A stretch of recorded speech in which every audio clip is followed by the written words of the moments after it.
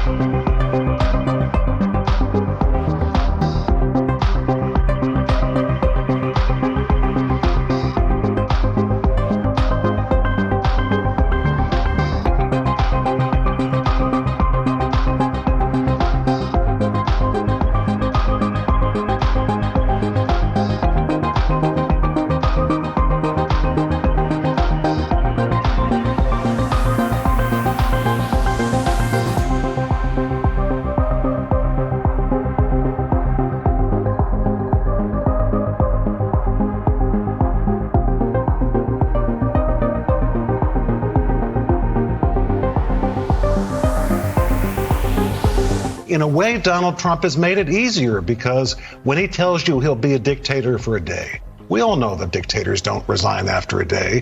When he uses the word bloodbath, yes, it was in the context of an automobile industry speech, but he knew exactly what he was saying.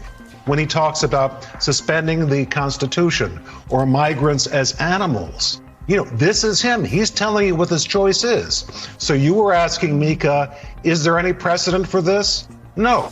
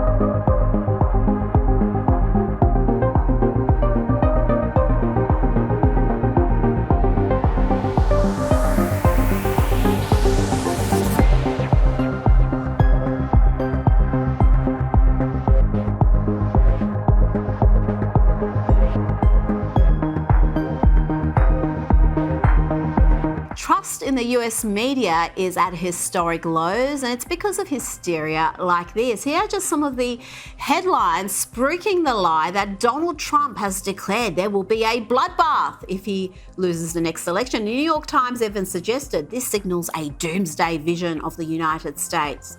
But listen to what he actually said and what he was referring to. He's being very specific.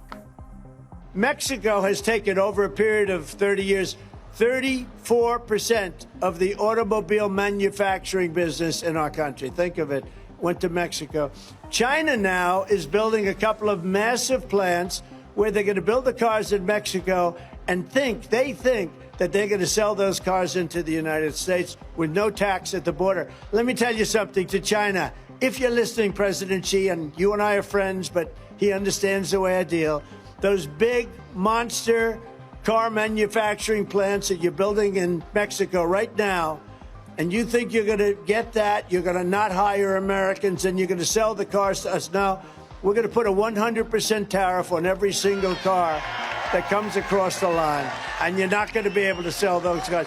If I get elected, now, if I don't get elected, it's going to be a bloodbath for the whole, that's going to be the least of it. It's going to be a bloodbath for the country. That'll be the least of it.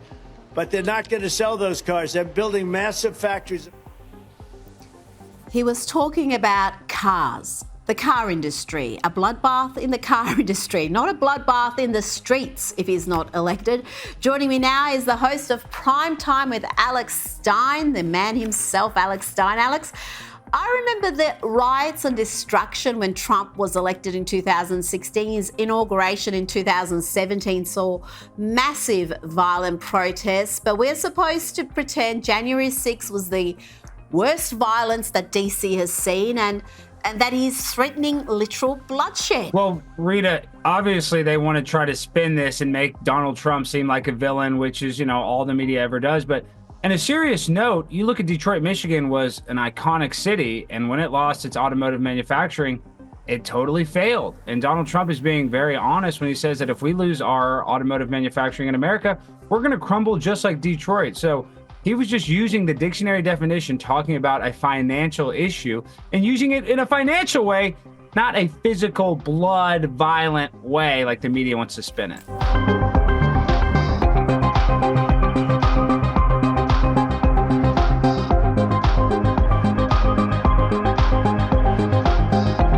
And the media, Alex, were also spreading more disinformation, claiming that Trump called migrants not human, not people.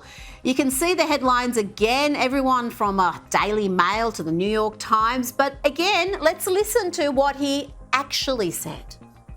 If I had prisons that were teeming with MS-13 and all sorts of people that they've got to take care of for the next 50 years, right? Young people, they're in jail for years, and if you call them people, I don't know if you call them people. In some cases, they're not people, in my opinion, but I'm not allowed to say that because the radical left says that's a terrible thing to say.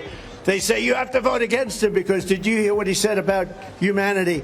I've seen the humanity, and these are bad, these are animals, okay? And we have to stop it. We can't have another Lakin.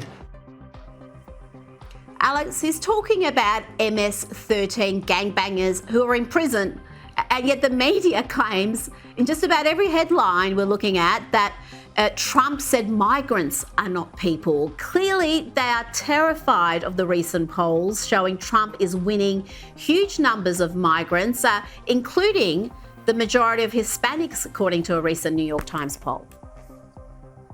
Well, Rita, the reason why this immigration issue is such a big deal is because the cartel is sending criminals up here. I mean, some people are sure they're probably coming here for a better life, but the majority of people are paid by coyotes to be smuggled across, sex traffickers and drug traffickers. And when they get caught, Rita, they don't have to face the same judicial system that I would as an American citizen. They get to go to ICE, Immigration, Customs, and Enforcement, and go right back to Mexico. So we have a two-tier justice system that doesn't prosecute illegal immigrants the same as they do as American citizens. So everything Donald Trump is saying is just based in fact, but the media wants to cover that up and not live in reality and wants to live in some world where America can just solve all the crises in South America, which is not the truth. And then if you just saw, we just had a Hezbollah terrorist just come up through the border saying that he wants to go to New York and make bombs. So this isn't just a Venezuelans or South Americans coming to America for a better life. This is a controlled demolition of American greatness, and it starts really at the border.